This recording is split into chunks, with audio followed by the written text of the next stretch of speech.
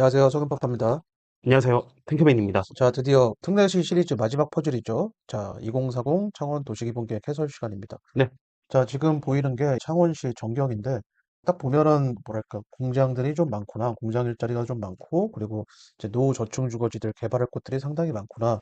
이런 게 또 보입니다. 그리고 더불어서 통합 창원시 같은 경우는 진해, 창원, 마산, 이렇게 원래 세 개 자치단체로 쪼개져 있다가 하나의 통합시가 되었죠. 그러니까 진해, 창원, 마산 사이사이에 크고 작은 산들이 굉장히 많습니다. 그래서 네, 뭔가 좀 단절되어 있는 느낌이 보이는데, 실제로도 이 사진에도 산이 좀 많은 편이죠. 예, 그래서 네, 창원 사실은 임장하기에 하나의 시이긴 하지만 사실은 세 개 자치단체를 도는 거랑 마찬가지예요. 그래서 이번에 임장도 다녀왔고, 그리고 창원은 부울경 메가시티의 핵심 지역이기도 하고요. 그리고 이제 저희 서집달 멤버십에서도 여러 번 언급했고, 서집달 TV 단독 촬영을 위해서도 또 가본 적도 있고요. 그래서 개인적으로 참 애착이 가는 동네고 향후 미래 가치가 상당히 좋다라는 생각이 드는 그런 곳인데, 그런데 현재 특례시가 창원을 제외하고 대부분 서울 수도권 지역에 집중이 되어 있습니다. 고양이나 용인이나 이제 수원 같은 경기 덕분에 되어 있는데, 창원만 저기 경남 끝자락에 있네.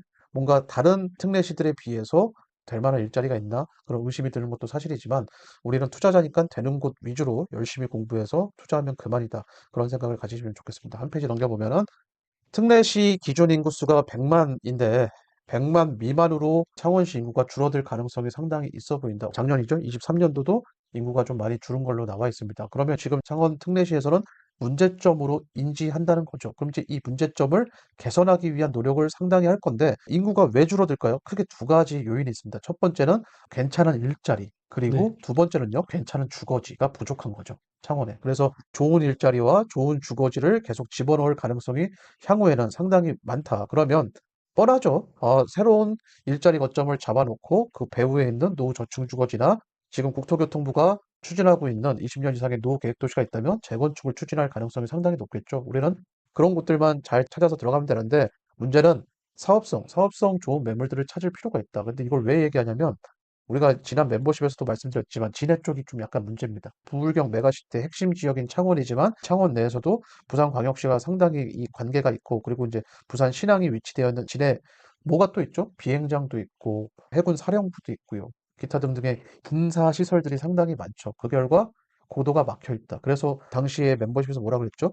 확실한 거점은 맞다. 그리고 비행장과 군부대는 어쩌면 이전할 가능성도 있지만 우리는 보수적으로 생각을 해야 된다. 그래서 지금 당장 고도의 문제가 없는 곳 위주로 먼저 창원시는 개발할 가능성이 상당히 높다.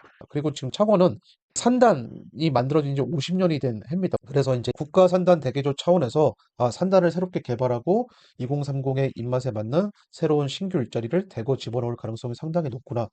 좀 고무적인 게 뭐냐면, 뭐 서울 중공업 지역 같은 경우 기존의 공장이나 창고를 재건축해서 층수를 받아내는 거 보면 보통 15층 정도 받는 게 일반적이죠. 근데 창원은 무려 20층 정도 지금 받는 그런 사례가 나왔기 때문에, 충분히 그러면 경쟁력이 있다라는 생각이 듭니다. 그러면 이제 창원은 노후 국가 산단을 재건축할 가능성, 이걸 굉장히 빠르게 시행하고 그 배후에 있는 무너진 재개발들을 다시 추스려서 재개발 사업을 활성화할 가능성이 상당히 높습니다. 예. 네, 자, 창원 일단 지도를 좀 잠깐 보죠. 창원이 어디에 있는 곳인지 실제로 폴자락에 있죠. 그리고 이게 이제 부산의 가덕도 신공항, 이제 확정된 곳이죠. 신공항이고, 그리고 이제 전통적인 경남의 공업 일자리 거제 지역이 여기 있습니다. 거제, 통영 이런 지역들이 이렇게 있고, 이 사이에 창원 특례시가 위치되어 있는데, 이제 진해, 구창원, 그리고 구마산, 이 지역들 세 개를 합쳐서 창원 특례시를 만든 거죠. 그래서 지금 현재 창원시청과 경남도청은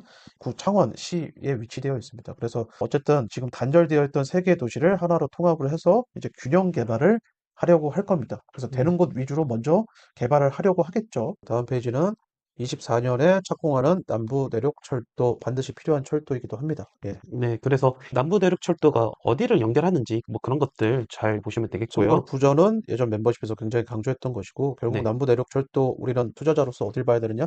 신규 역세권이 될 곳, 네, 역세권 개발할 곳들을 잘 볼 필요가 있다. 네, 다음 페이지 넘겨보면은 네, 경상남도 종합계획 공간구조 전략도가 나와 있습니다. 예. 네, 그렇습니다. 그래서 과연 대구 산업선이 무엇이고, 창원 산업선이 무엇이고, 창원 순환선이 무엇이고, 이런 것들 이렇게 눈여겨보시고요.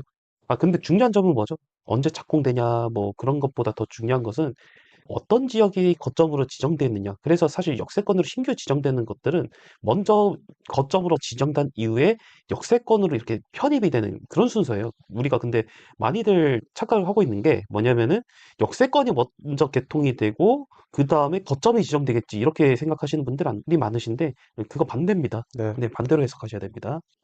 그래서 보세요. 자, 농생명산업, 힐링 관광중심, 강소특구, 혁신도시 뭐 이런 것들 있죠. 이런 것들이 주요 거점 지역인데 그래서 주요 거점 지역이 역세권이 몰리잖아요. 네. 그 그림 구조를 잘 살펴보셔야 됩니다. 네. 자, 다음은 계획의 기본 구상인데, 이게 이제 창원시청이 있는 그 상업지역 바운더리죠. 예, 과거에 고도가 막혀 있다가 최근에 고도가 풀리면서 네, 이런 고밀도 개발의 사례가 이제 나오는 거잖아요. 이런 사례들이. 예, 이런 게 나오는 거고, 아, 그럼 여기 행정의 거점이네. 이런 저층주거지들 기회를 받겠네. 이런 저층주거지들 기회를 받겠네. 실제로 재건축되면서 하나하나씩 기회를 받고 있습니다. 예, 네. 그래서 중심지 체계 1 광역도심, 1 도심, 1 전략부도심, 1 부도심, 4 지역 중심입니다. 그래가지고 이것부터 먼저 살펴봐야 돼요. 우리 지역이 과연 어느 거점에 해당되는지, 어느 정도 위상이 되는지 그것부터 파악하는 게 굉장히 중요합니다. 1번, 창원 같은 경우는 경남도청과 창원시청 등 상업 업무의 중심지입니다. 그래서 창원 국가산업단지가 주력 산업 중심지이고 거기 배후 택지지구가 대규모로 조성되었습니다. 그런데 문제는 뭐죠? 창원 국가산업단지가 노후화가 되었어요. 네. 그리고 택지지구, 그러니까 주거지 상업지도 마찬가지로 노후화가 되었습니다. 이로 인해서 인접자치단체로 인구 유출이 굉장히 심해지는 거죠. 그래서 특히나 이제 김해 쪽으로 네. 인구 유출이 굉장히 심해지는데, 그래서 이제 사이드 지역을 잘 개발해야 되겠다. 그래서 음, 아, 북면, 동읍 뭐 이런 사이드 지역 개발이 필요해 보이는구나. 이런 것들. 그리고 이제 창원에는 사실 랜드마크 같은 느낌의 시설들이 좀 있어요. 뭐 창원 종합운동장이나 네. 뭐 경륜 경기장, 스포츠파크 뭐 이런 문화체육시설들 이런 것들이 있는데, 이제 이런 것들과 그리고 이제 간간히 있는 대학교들과 연계해서 뭔가 좀 산업 거점, 뭐 시설 거점 이런 걸 만들어 가지고 해볼 만한 그런 지역이기도 합니다. 어쨌든 창원은 국가산단 대개조, 뭐 신규 산단 개발, 그리고 노후 택지지구 정비 사업, 광역교통망 확충 뭐 이런 게 핵심이 될 수 있겠죠. 자, 마산을 좀 볼까요? 네. 마산은 최근 10년간 세계 생활권 중에서 가장 지역이 세태가 굉장히 심각한, 가장 창원의 서쪽에 위치되어 있고 고립되어 있는 그런 곳인데, 그래서 이제 어떤 원동력도 없어서 지난 시절에 재개발 엄청나게 지정했지만 거의 대부분이 또 해제되고 무너지고 그런 곳이기도 합니다. 하지만 어떻게 되고 있죠? 다시 힘을 내려고 하고 있어요. 특례시가 되면서 특히나 기회를 또 주고 있는 그런 상황이죠. 네. 네. 그리고 이제 해양 신도시 뭐 네. 이런 건설에 뭐랄까 좀 박차를 가하고 있는 동네이기도 하죠. 그래서 이제 가포시랑 뭐 이런 것들, 가포지구 조성 뭐 이런 것들 계속 강조드렸던 이유이기도 합니다. 네.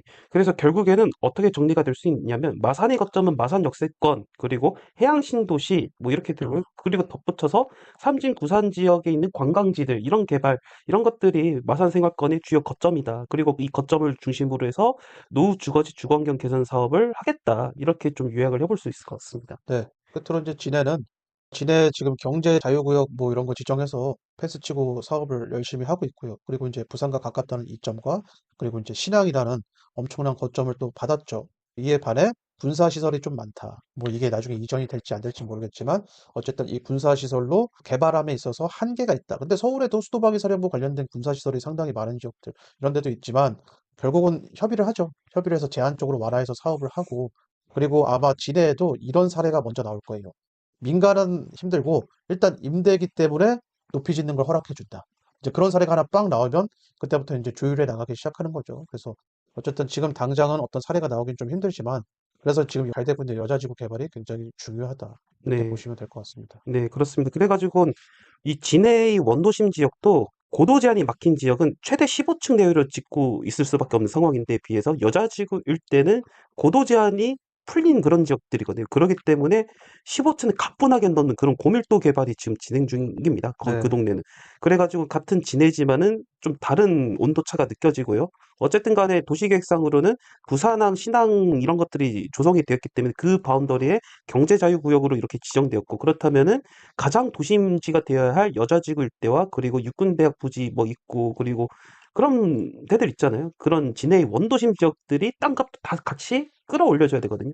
그래서 그런 것도 결국엔 개발은 해야 되는데 앞으로 진해는 풀어갈 숙제가 분명히 있다. 네. 네, 이겁니다. 하지만 특례시이기 때문에 좀 유망하다. 네. 그리고 경제 자유무역지구 개발을 통해서 아마 진해에 대한 관심과 그리고 행정적 지원이 더 있지 않을까 그런 생각이 듭니다. 네. 자, 이번 주 창원 특례시 관련된 도시기본계획 해설은 여기까지 하도록 하겠습니다.